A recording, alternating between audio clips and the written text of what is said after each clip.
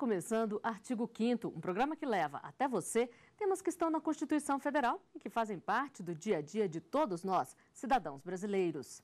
No programa de hoje, vamos falar sobre os cuidados que o consumidor deve ter com as contas para não se endividar.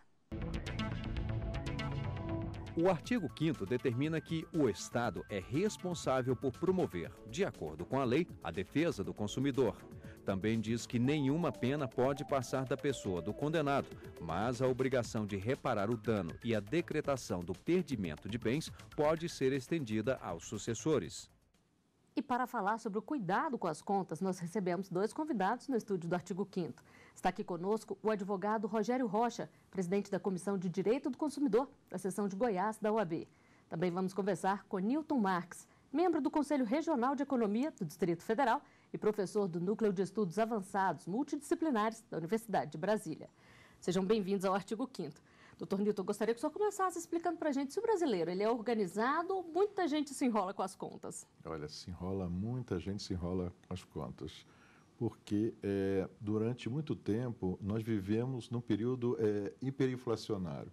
Então, os hábitos, os costumes que as pessoas tinham era o seguinte, comprar logo, porque amanhã ou no futuro os preços iriam subir. Então, com isso, era um faz de conta. Era uma corrida, né, para justamente não deixar os preços, né, depreciarem demais o orçamento das pessoas. Isso por um lado. Por outro lado, realmente, as pessoas têm dificuldade tanto pela questão inflacionária, como também com os hábitos. As pessoas não conseguem fazer um planejamento financeiro, que isso é coisa de país emergente ou em desenvolvimento. Doutor Rogério, e a Constituição ela fala que os sucessores podem herdar as dívidas, mas de que forma que isso pode acontecer? Na verdade, o que o Código Civil estabelece é que o herdeiro, aberta a sucessão, só responderá pelas dívidas se o patrimônio deixado pelo decursus, pelo falecido, conseguir pagar aquelas dívidas. Vou dar um exemplo prático. Suponhamos que o cidadão faleça e deixe, por exemplo, R$100 mil de patrimônio e deixe uma dívida de R$80 mil. O patrimônio que seria destinado aos herdeiros, ele servirá para pagar aquela dívida, né, de R$80 mil e os R$20 mil será partilhado com os herdeiros que vão receber a sucessão.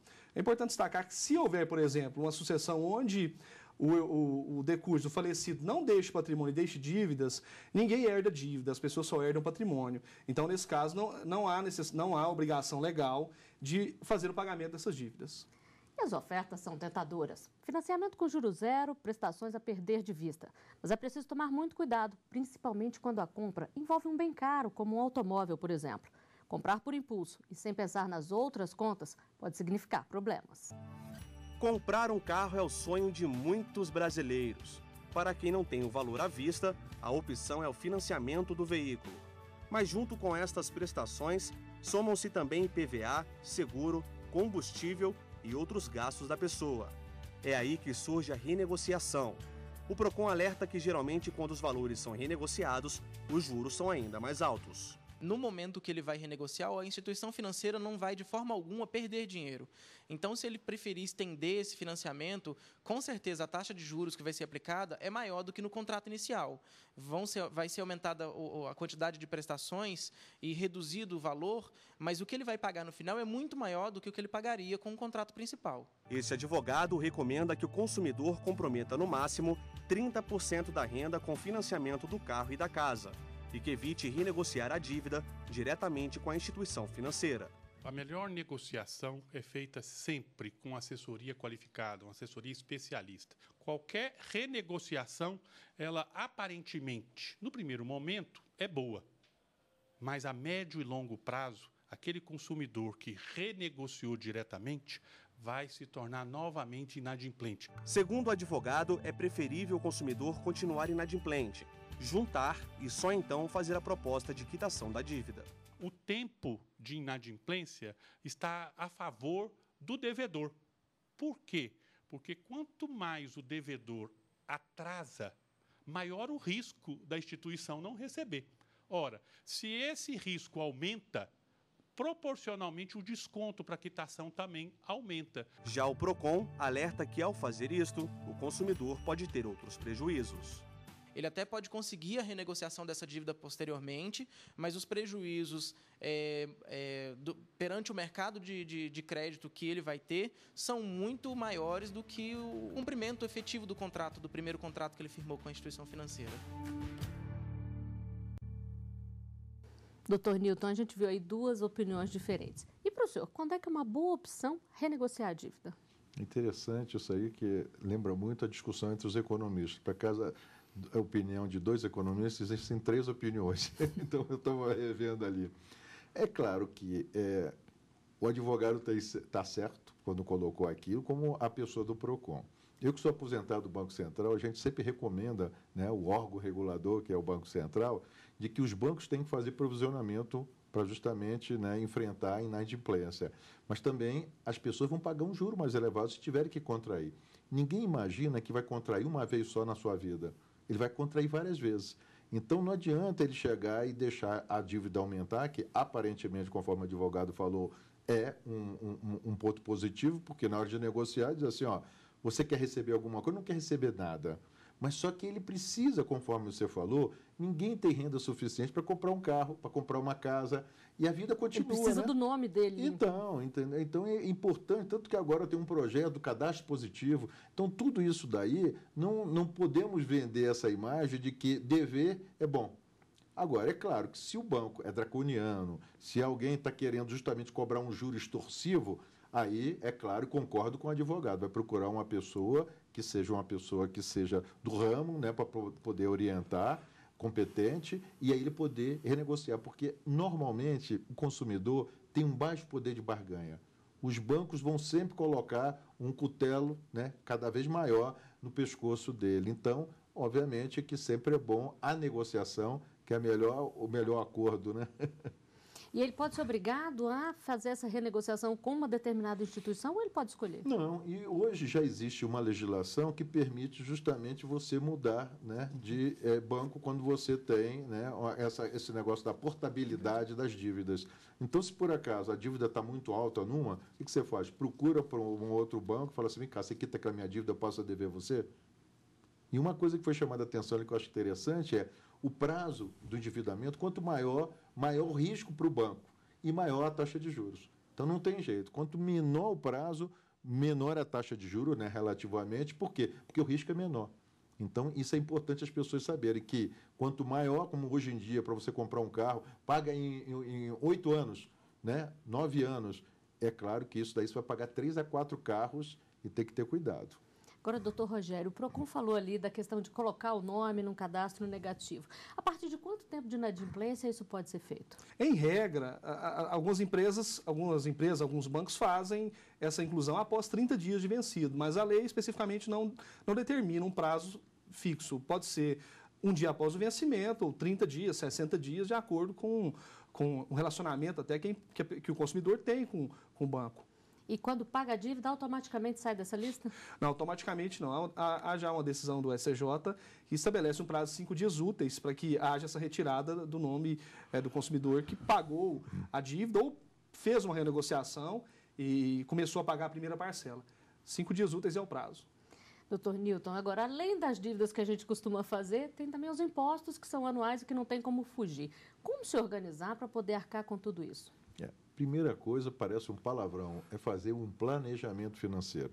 O que é isso? Pegar um caderninho, que a gente sempre fala planilha, e as pessoas falam, não sei mexer em computador. Então faz o seguinte, pega um caderninho e coloca lá quais são os gastos que você tem, os gastos essenciais e não essenciais, ou supérfluos. E com isso você vê qual é a sua renda.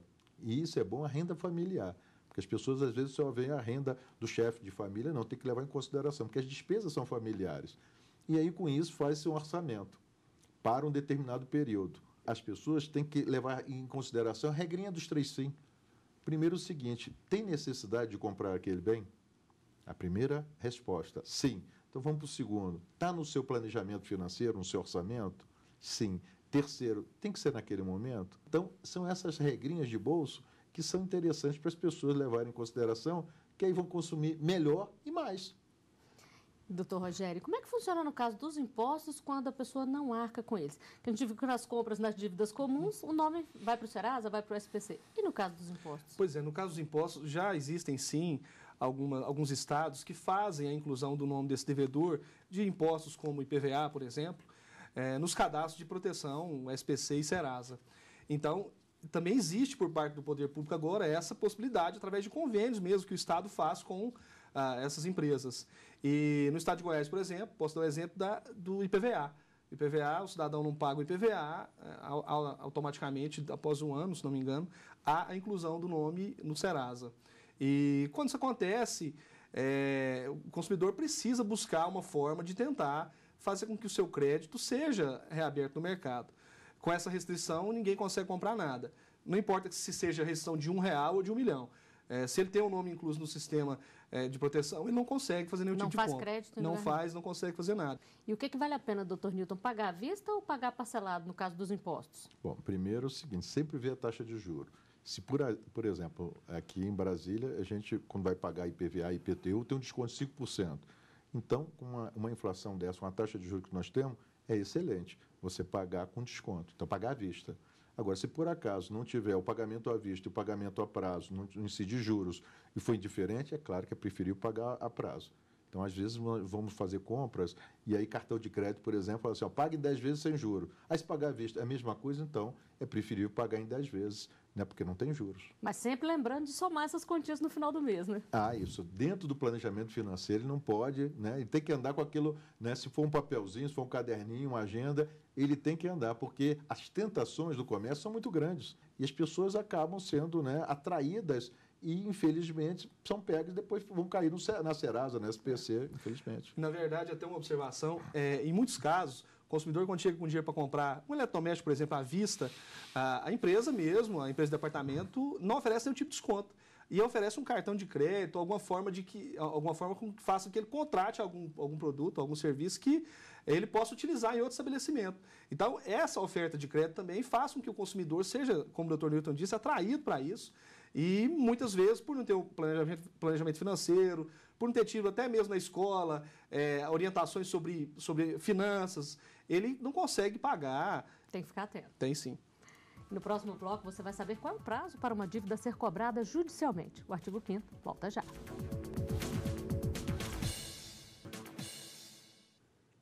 Estamos de volta com o artigo 5º. Hoje, os nossos convidados são o economista Newton Marques, membro do Conselho Regional de Economia do DF e professor do Núcleo de Estudos Avançados Multidisciplinares da Universidade de Brasília, e o advogado Rogério Rocha, presidente da Comissão de Direito do Consumidor da seção de Goiás da OAB. Eles conversam conosco sobre o cuidado que a pessoa deve ter com as contas para não se endividar. Mas o que acontece se alguém não se organiza, assume compromissos e não consegue pagar? Pela lei, até mesmo as dívidas têm um prazo para serem cobradas judicialmente.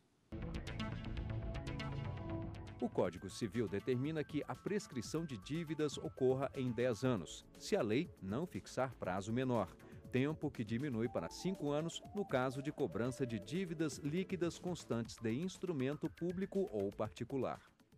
Doutor Rogério, isso quer dizer que após esse prazo a pessoa não pode mais ser cobrada ou não é bem assim? Na verdade, a lei estabelece isso, que o prazo para cobrança é de 5 anos. É importante destacar que essa cobrança, ela muitas vezes é feita de uma forma que não é a forma legal. Como seria essa forma legal? Propor uma ação para cobrar realmente aquela dívida de um cartão de crédito, de uma conta de telefone. As pessoas não têm, as empresas, na verdade, não procedem da maneira que deviam proceder.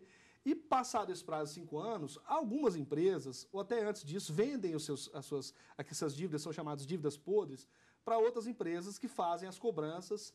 E são aquelas cobranças insistentes, aquelas cobranças que muitas vezes extrapolam até os limites de uma cobrança normal. E se a pessoa for cobrada de uma forma, como o senhor disse aí, que extrapola os limites legais, de uma forma abusiva ou até mesmo vexatória, ela tem direito também a recorrer à justiça? Quando há essa extrapolação dos limites do razoável, onde as empresas ligam na casa do consumidor, ligam no trabalho, mandam mensagens, ligam dia de sábado, dia de domingo, há sim uma ofensa, claro, porque o artigo 42 do Código de Defesa do Consumidor estabelece que ninguém pode ser coagido em dívida, a pagar alguma dívida com métodos coercitivos, de ameaça. Então, a pessoa que sofre esse tipo de situação, ele pode recorrer ao judiciário, porque a dívida é uma coisa, agora a forma de cobrar é outra. E existem já casos de pessoas que recorreram e conseguiram, sim, indenizações por dano moral. Doutor Nilton, e quem paga tudo certinho também tem que guardar os comprovantes desses pagamentos. Como é que são os prazos que a gente deve ficar atento para poder guardar e não ter problema para ser cobrado indevidamente? Em geral, a lei, né, permite 5 anos. Você guardar até 5 anos, né? Existem algumas mudanças que dizem que agora você já é obrigado, a empresa, a mostrar que está quitado, e aí com isso você já tem uma declaração de quitação. Então, evita justamente o constrangimento que o doutor falou, que é justamente aquelas pessoas que não guardam, porque quantas pessoas guardam comprovantes? É muito papel, entendeu? né? É muito papel. Tem que se perde no tempo, então, essas coisas todas. Essa lei é 12.000/2007 de 2009, que estabelece justamente o que o doutor Nilton disse, que as empresas prestadoras de serviço público ou privado têm até o mês de maio do ano seguinte que fornecer uma declaração de quitação dos débitos do ano anterior. A gente também paga em débito automático na própria conta do banco e fica arquivado ali o comprovante. A instituição financeira ela é obrigada a deixar esse arquivo por um tempo mínimo ou não? Existe essa regra? Olha, o Banco Central sempre cobra das instituições pelo menos 5 anos também.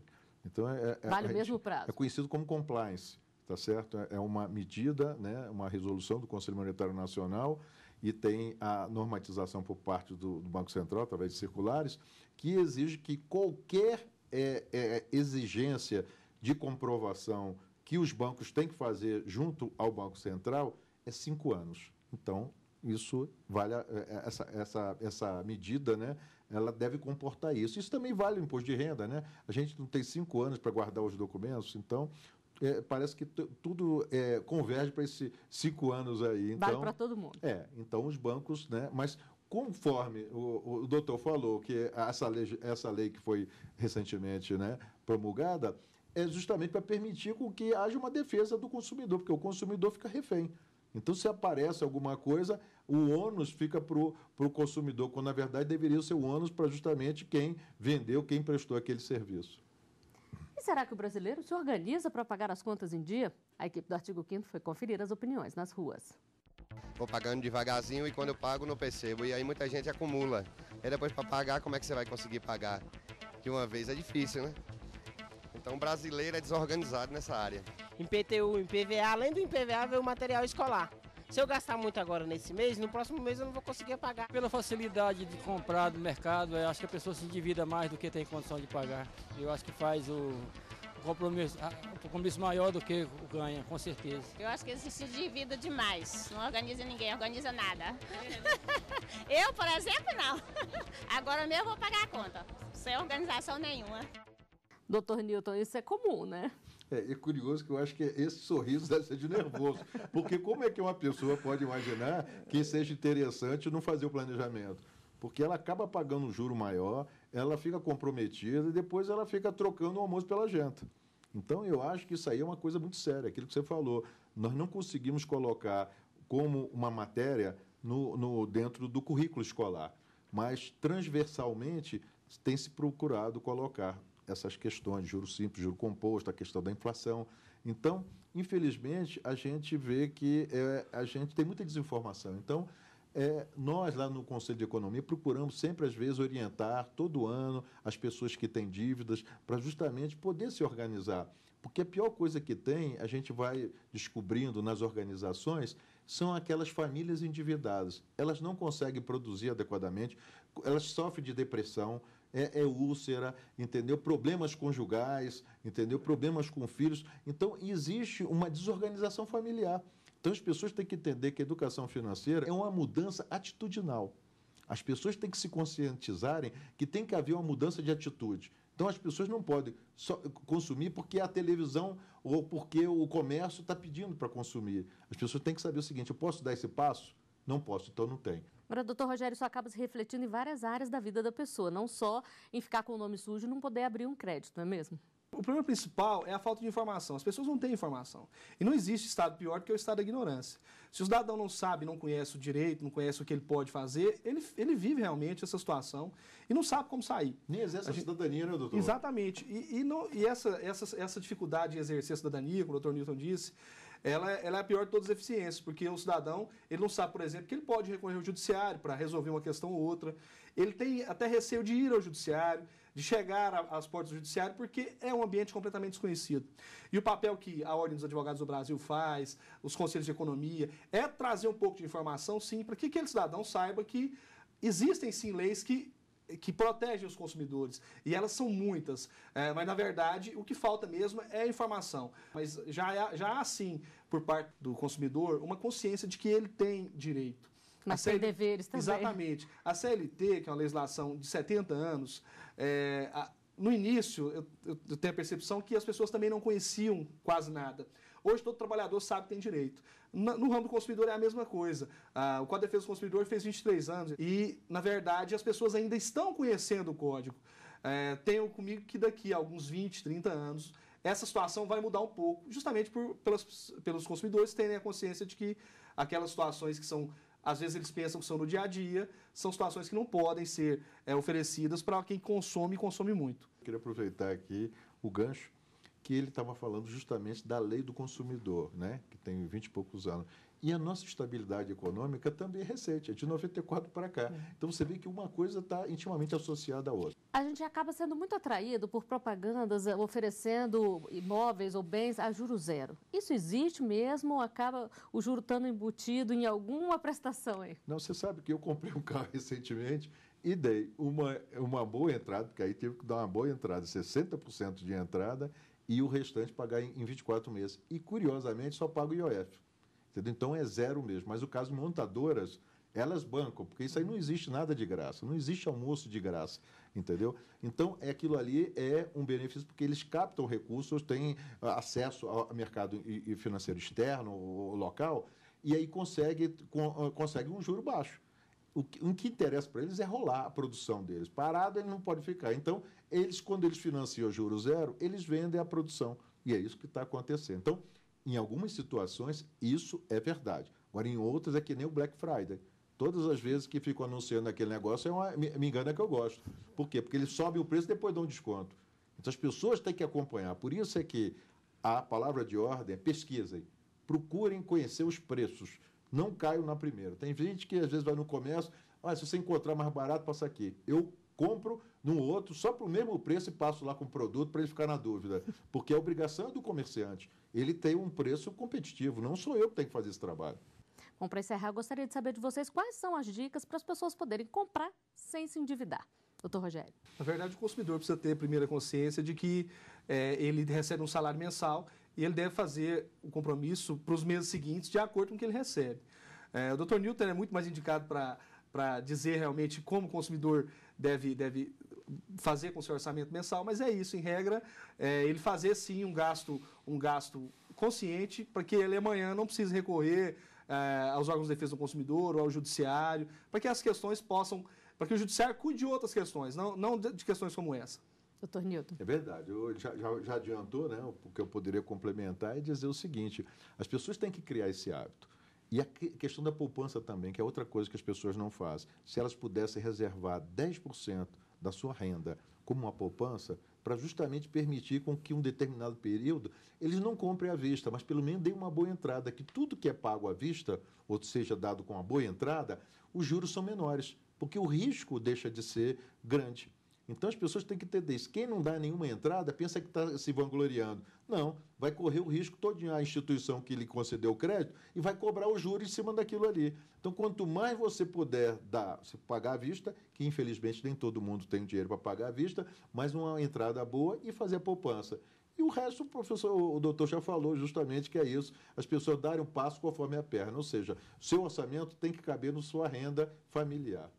Bom, e com essas dicas, nós chegamos ao final de mais um Artigo 5º. Doutor Newton, doutor Rogério, eu agradeço a presença de vocês aqui no estúdio do Artigo 5º.